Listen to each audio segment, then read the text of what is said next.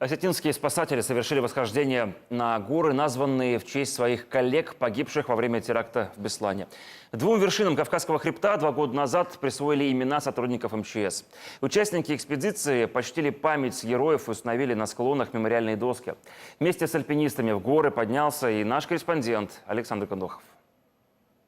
В путь к вершине команда выдвинулась еще до рассвета. Чтобы подойти к подножью, надо преодолеть километры каменных завалов и обширные снежные кулуары.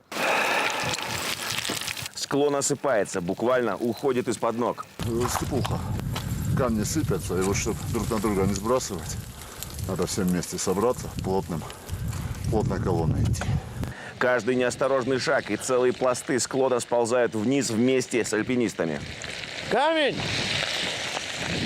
А вот и долгожданная вершина. Сильный ветер, минусовая температура, облака скользят вдоль заснеженных вершин Большого Кавказского хребта.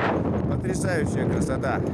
Спасатели подняли сюда 6-килограммовую металлическую табличку с именем своего погибшего товарища Дмитрия Кормилина. Здесь, на высоте почти 4000 метров, ее прикрепляют прямо к скале. Теперь эта вершина называется горой Кормилина. Гору назвать — это очень серьезное такое решение правительства, и все. И, значит, человек заслужил, что назвали гору его именем.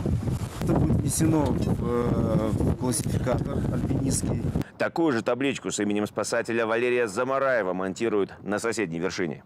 Сегодня на эту вершину проложено целых 2 маршрута: альпинистские и туристические. Каждый, кто поднимется сюда, обязательно увидит вот эту табличку. Спасатели выполнили свою миссию и могут возвращаться в лагерь. Александр Кундук, Алан Маргоев, Темир Сушуков, Станислав Худиев. Вести.